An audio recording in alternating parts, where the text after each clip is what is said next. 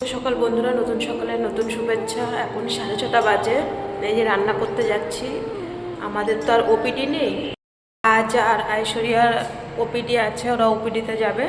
তাই আজকে আমি শুধু একটু রিমির জন্য ভাত করবো। এর জন্যে 6:30টার সময় উঠলাম। এখন 6টার সময় উঠে গেছি, 6:30টার সময় ঘর থেকে বেরোলাম। তাহলে ভিডিওটা কন্টিনিউ শুরু করা যাক। এই যে রান্নাঘরে চলে এসেছি। আর বন্ধুরা, এই যে রিমির জন্যে একটু ভাত বসিয়ে দিলাম, আলু সিদ্ধ ফেনা ভাত। একটা না আতপ চাল টাইপের এখানে আছে, ওই চালটা ঘরে 500 মতন আছে। ওই চালটা রিমির জন্য একটু একটু করে, রিমি যেদিনকে অনেকে ফেনা ভাত বলে, অনেকে মার ভাত বলে। তা আমি প্রেশারে 2টো সিটি দিয়ে চলে এসেছি। এখন তো বেশি বাজে না, 6:30 7টা, এখন এই 7টা বেজে গেছে। তা রিমির তো ওই ডেসিরক্সটা দিতে হয় 1 ঘন্টা আগে। যারা থ্যালাসেমিয়ারা তারা তো জানো, এই ডেসিরক্সটা খাওয়ার 1 ঘন্টা আগে। আমি বাড়িতেও সারা জীবনই, মানে সারা জীবন বলতে 12 বছর ধরে আমি 1 ঘন্টা আগে ওকে দিই, তারপরে তুলি। স্কুলে যাওয়ার আগে, হসপিটালে ব্লাড দিতে যাওয়ার আগে 1 ঘন্টা আগে দিই। তাই এসে ওষুধটা ভিজিয়ে রিমির যে জল গরম ছিল, জল গরমটা ওর বোতলে ভরে রাখলাম, কারণ আবার জল গরম করতে হবে। থাকতে থাকতে আমি সব কিছু ওরটা আগে সবসময় আমি রেডি করে রাখি।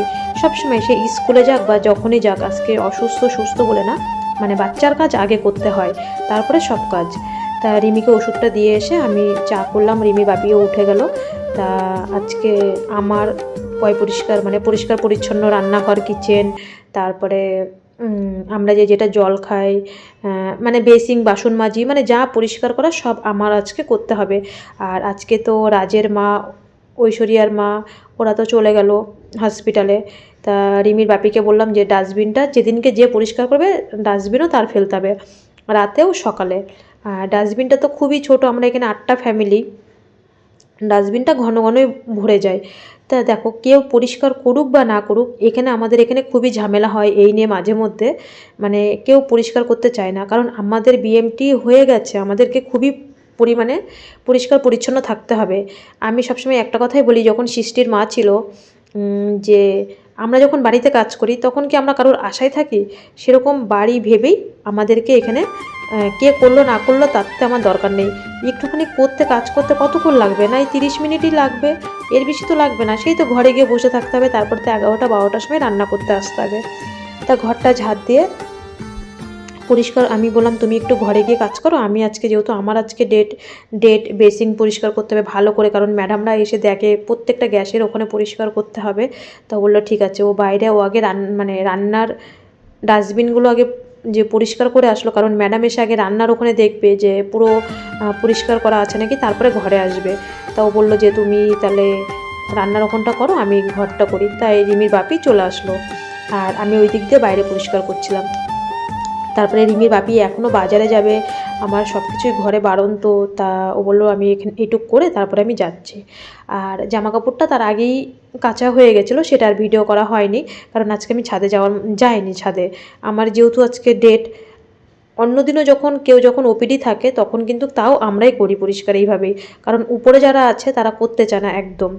আর এইদিকে রিমির বাপি বাজারে যাবে, আর আমার তো অ্যাপার্টমেন্ট, যে সোমবার মঙ্গলবার আমার ডাক্তার আছে, আমি বললাম তুমি একবারে পুরনো সিএমসির থেকে অ্যাপার্টমেন্ট নিয়েও আসো, আর এইদিকে তুমি বাজার করেও আসো। ও বললো কি তাহলে ঠিক আছে, আমি তাহলে বাজারটা করে আসি। আমি বললাম যাও। আর রিমিকে আমি এখন আবার ভাত খাওয়াবো। ওকে, সবাই কেমন আছো? আশা করি ভালো আছো, আমিও ভালো আছি। এই যে বন্ধুরা, রিমিকে ভাত খাওয়াচ্ছি। রিমির বাপি দেখলা তো কাগজগুলো নিয়ে করছে, অ্যাপয়েন্টমেন্ট আনতে চলে গেছে আমাদের, যে রিমির দাঁতের ডাক্তার, তারপরে মঙ্গলবার দিন ওপিডি আছে। কুচুকর রিমির বাপি চলে গেছে হসপিটালে। দাঁতের না, গ্যাস্ট্রোলজি ডক্টর আছে। ওই তো দাঁতের না, হ্যাঁ দাঁতের না, ওপিডি। আর যে লিভারের যে ডক্টর আছে, ও অ্যাপয়েন্টমেন্ট আনতে চলে গেছিলো। অ্যাপয়েন্টমেন্ট নেওয়া হয়নি, পয়সার একটু সমস্যা ছিল, এর জন্য অ্যাপয়েন্টমেন্টটা নেওয়া হয়নি। ড্রেসিং নেওয়া হয়ে গেছে আগের দিন, ড্রেসিংয়ের সব কিছু কমপ্লিট হয়ে গেছে, ড্রেসিংয়ের জিনিসপত্র। কিন্তু অ্যাপয়েন্টমেন্ট নিতে গেলে অনেকটা টাকার দরকার, টাকার জন্যে এর জন্য আজকে বললাম যাও। আর আমাদের যে রিপোর্টটা এসছে, ভ্যাকসিন নিতে হবে, তা সেই কালকে বলেছে রেডি হয়ে থাকতে, কালকে রেডি হয়েছিলাম। তারপরে আজকে রেডি হয়ে থাকতে, কখন বলবে আমরা যাবো, আর একটা ফ্যামিলি যাবে, আমাদের আবার ভ্যাকসিন নিতে যেতে হবে। কালকের থেকে ওই এক ভ্যাকসিন নিয়ে টেনশন আর টেনশন, কি হবে ভ্যাকসিনের জন্যে। রিমিকে যদি আমি খাইয়ে দিই না, তাহলে রিমি যেন কয়েকগাল বেশি খায়। এই যে মার ভাতটা যে করেছিলাম, ও যদি চামচ দিয়ে খেত, ও 1 চামচের থেকে 2 চামচ বেশি খেত না। তাই আমি ওর জন্য অল্প একটুই করেছি, পুরো ভাতটা নিয়ে এসেছি। আর ওকে যদি খাইয়ে দিই, ও পুরো ভাতটাই খাবে। আর এইদিকে রিমির বাপি ফোন করে বলল যে বাজারে গেছে বাজার করতে, অ্যাপার্টমেন্ট আনতে। তা ম্যাডাম নাকি, যেহেতু ওর নাম্বারটা দিয়ে আমাদের সেঞ্জুরে, তা ম্যাডাম ফোন করে বলল আজকে ভ্যাকসিন দিতে যেতে হবে। এখন কি মুশকিল বলো তো, আমি দুপুরে রান্নাও করিনি, কালকে সারাদিন রেডি হয়েছিলাম, কালকে আর যাওয়া হয়নি, কারণ যে দিদিভাইটা যাবে সেই দিদিভাইটার কালকে ওপিডির ডেট ছিল, তাহলে তো আমাকে আর নিয়ে যেতে পারে না। আর এই তাড়াতাড়ি করে যেই ফোন করলো, ও তাড়াতাড়ি বাজার থেকে চলে আসলো। আমি যেরকম সকালে তো ভোরবেলা একবার স্নান করা হয়ে যায় কোনো রকম, তারপরে আর একবার দুপুরবেলা ভালো করে স্নান করি। তা আমি শুধু মাথাটা আশ্রিয়ে মাস্ক নিয়ে আমরা 3 জনই নিচে চলে আসলাম, দিদিভাইও রেডি। আর এইদিকে আমরা দেখো গাড়ি করে নারবিতে, এই যে কৃত্তিকা ম্যাডাম, এই কৃত্তিকা ম্যাডাম কিন্তু আমাদের সেঞ্জুরে মানে চাকরি করে, আমাদের কিন্তু ঘর দেখতে আসে। কৃত্তিকা, যদি সুভদ্রা ম্যাডাম থাকতো তাহলে আরও ভালো করে ভিডিও করতে পারতাম, কারণ কৃত্তিকা ম্যাডাম খুব মানে একটু রাগী টাইপের, একটু মানে মেজাজ দেয়। যাই হোক, এসে দেখে ঘর সবসময় নোংরা আছে নাকি, আমরা পরিষ্কার করে রাখি নাকি। এইদিকে আমাদের আধার কার্ড নিয়ে চলে এসেছি। আমাদের আধার কার্ড, আমাদের ফোন নাম্বার দিলাম, যা যা ডকুমেন্টস থাকে। আর এইদিকে ম্যাডামের সেঞ্জুরের ফোন নাম্বার দিল। তাই এইদিকে সব কিছু কাগজ কমপ্লিট করে এসে আমরা এখানে বসে আছি, ডাকবে। আমাদের মোবাইলে অটোমেটিক মেসেজ চলে আসলো আমাদেরকে ডাকবে ডাক্তার। তা ডাক্তার ডাকবে, টেনশন হচ্ছে, কারণ এখানে সব থেকে রিপোর্ট আমারই খারাপ এসছে। কারণ তোমরা তো জানো আমি থ্যালাসেমিয়া কেরিয়ার। শুধু রিমির বাপির একটাই রিপোর্টই এসছে যে ওর হচ্ছে সামনে, যেহেতু ওর কোনো দিন হয়নি, ওর চিকেন পক্স হওয়ার সম্ভাবনা আছে, ওর এই রিপোর্টটা খারাপ এসছে। আর আমাদের মেয়েদের তো বোঝোই, সেদিনকে আমাদের ইউরিন টেস্ট হয়েছিল, আর এখানে আমাকে আলট্রাসোনোগ্রাফি করার জন্য ডাকছে। তা আমি এখানে দাঁড়িয়ে আছি আমার কাগজপত্র নিয়ে, আমাকে কি ইঞ্জেকশন দেবে। যাই হোক, ডাকছে যেহেতু, সেদিনকে আমার ইউরিন টেস্ট হলো, সেটা তোমাদের সাথে বলিনি। আর কি করা যাবে, যা হবে হবে, দেখা যাবে, এই নিয়ে চিন্তা করলে হবে না। তা এদিকে আমি ওখানে আমার যা কাজ থাকে কমপ্লিট করে এসে এখানে আবার কৃত্তিকা ম্যাডাম, আমি একজন করে যাচ্ছি। কৃত্তিকা ম্যাডাম প্রথমে ওই দিদিভাইকে নিয়ে গেল, দিদিভাই আবার হিন্দিও বোঝে না, খুবই জ্বালাতন। উনি ক্যানাডার মানুষ, এখানকার মানুষ। তা প্রথমে দিদিভাই গেল, তারপরে আমি গেলাম, তারপরে রিমির বাবা। তা রিমির বাবা আপ ডাউন করছিল, কারণ ভাবছে আমি যদি ভয়টাই পাই। তা আমি বলি আমার কোনো কিছুই ভয় নেই, আমি পুরো শক্ত আছি। এই যে আমার ভিতরে যা যা কোথায় করে আসলাম। আর কৃত্তিকা ম্যাডাম আর রিমির বাবাকে নিয়ে গেল, কারণ ম্যাডামের দায়িত্ব হচ্ছে, ম্যাডাম যেহেতু দায়িত্ব করে নিয়ে এসছে, তাহলে ম্যাডামের দায়িত্ব। তা যেহেতু আমাকে বললো রেস্ট করতে হবে, ম্যাডাম আর ওই দিদিভাই চলে এসছে, কারণ দিদিভাইয়ের বাচ্চাটা ছোট, 4 বছর। আর রিমিকে আজকে নিয়ে গেছি বাধ্যতামূলক, কারণ হচ্ছে আয়ুষীর মা, রাজের মা, ওদের ওপিডি, ওরা চলে গেছে, তাহলে আমি রিমিকে কার কাছে রেখে যাব। এর জন্য বাধ্যতামূলক রিমিকে আজকে নিয়ে যেতে হয়েছে। আর মেয়েটাও আমার কষ্ট পাচ্ছে। আর এই যে নারবির বাইরে যারা নারবিতে আসো, তারা চিনতে পারবে নারবি হসপিটাল। আমি এই প্রথম আসলাম, দেখো বাইরে একটা লোকজন নেই, একটা দোকান নেই, আমাকে বলেছে রেস্ট নিতে। আমি তো রেস্ট নিইনি, আমি বাইরে চলে এসেছি, কারণ আমি এই প্রথম এসেছি, আমি পুরো ঘুরে দেখছি। তাও আমি ভিতরে করতে পারিনি সেরকম ক্যামেরা। প্রথমে আমার সাথে কৃত্তিকা ম্যাডাম ছিল বলে আমি ভিডিও করতে পারিনি, কারণ ওনাকে দেখলে খুবই ভয় লাগে। যদি সুভদ্রা ম্যাম থাকতো তাহলে কোনো মানে ভয় লাগতো না, উনি খুবই ভালো মানুষ ম্যাডাম, আমাদের যে সেঞ্জুরে ম্যাডাম থাকে। তা দেখো এই যে নারবি যে গেটের সামনে দিয়ে যে ভিতরে ঢোকে, একটা মানে মানুষ বলতে একটা মানুষ নেই, পুরো মানে কেমন জানি হসপিটালটা আমার সেরকম একটা পছন্দ হয়নি, কারণ একটা লোক নেই, একটা সেরকম পেশেন্ট নেই নারবি হসপিটাল। আর হসপিটালটা খুবই ছোট লাগলো আমার কাছে।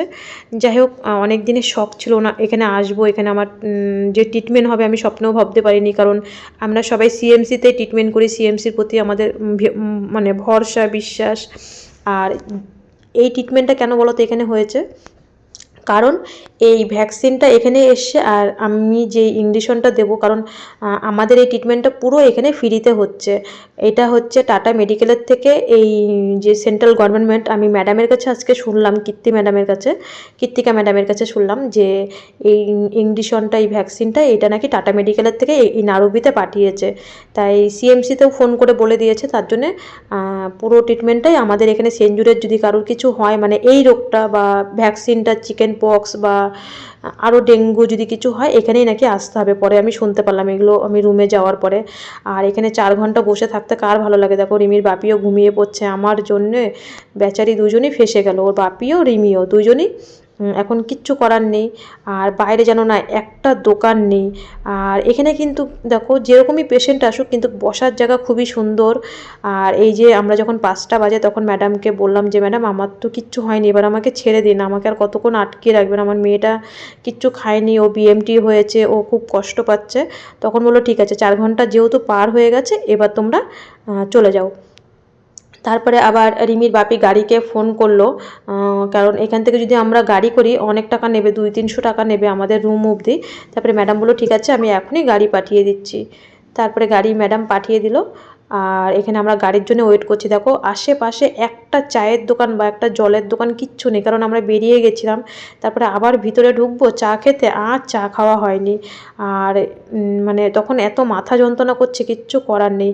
আর এদিকে দেখো একটা ইঞ্জেকশনের দাম এই যে 2210 টাকা নিয়েছে একটা ইঞ্জেকশনের দাম। আর এই একটা ইঞ্জেকশন আর ভ্যাকসিন আলাদা নিয়েছে।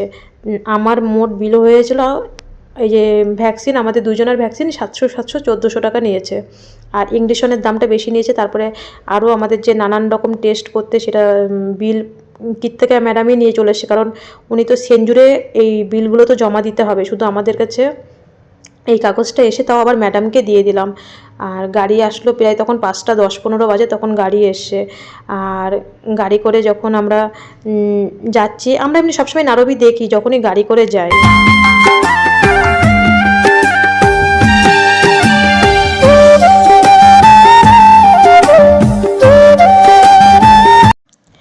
আর এই যে আমরা পুরনো সিএমসিতে চলে এসেছি, এখানে দেখি আজকে রাজের ওপিডি ছিল, তারপরে জিয়ার ওপিডি ছিল, মানে রানীপেটে।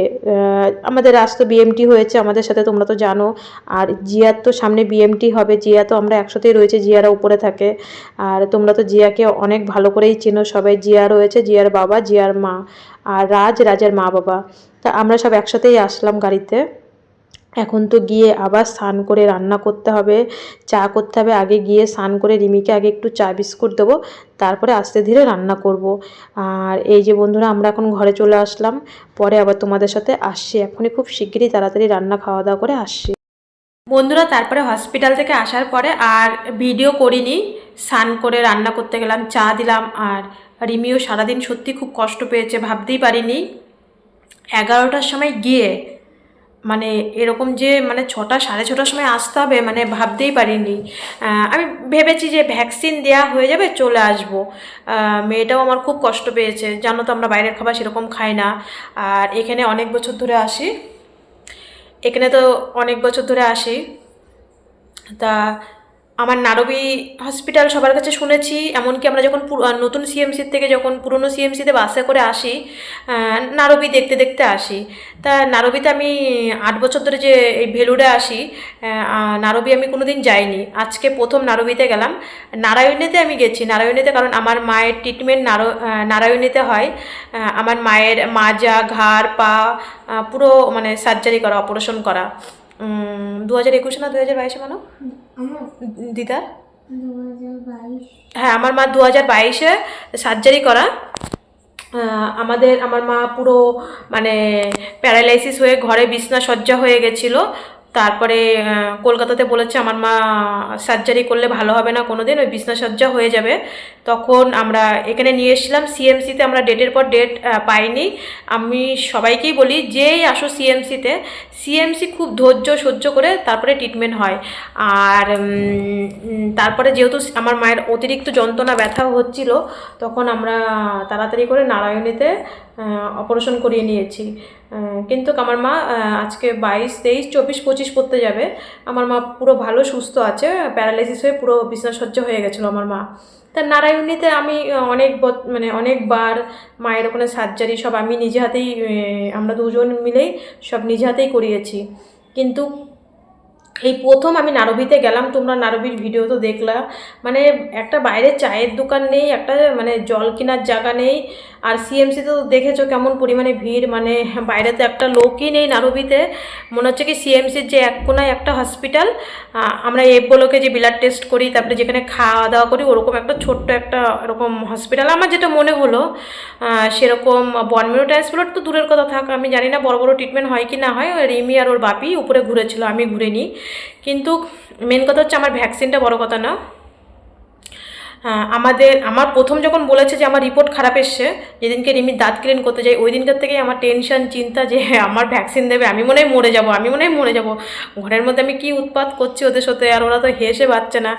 যেই শুনলাম রিমির বাপিরও রিপোর্ট খারাপ এসছে, ভ্যাকসিন দিতে হবে, তখন বলি কি না, আমি যদি মরি তাহলে ও আমার সাথেই মরবে। এবার আমরা সেই রিমি এখনও হাসছে, আমি যে কথা বলছি ও হাসছে।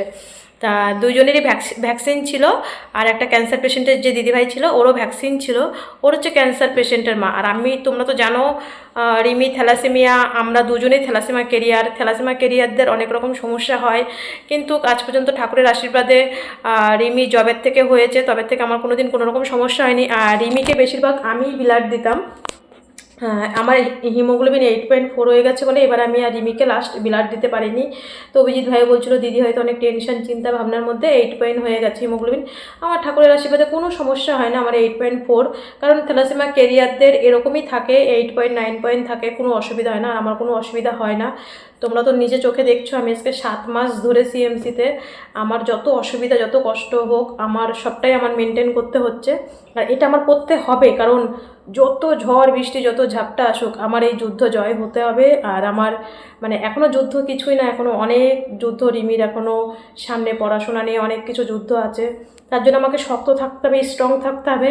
এবার মেন কথা হচ্ছে আমার কিছু রিপোর্ট খারাপ এসছে, মানে আমরা তো থ্যালাসেমিয়া কেরিয়ার, একটাই কথা তোমরা জানো থ্যালাসেমিয়া কেরিয়ার।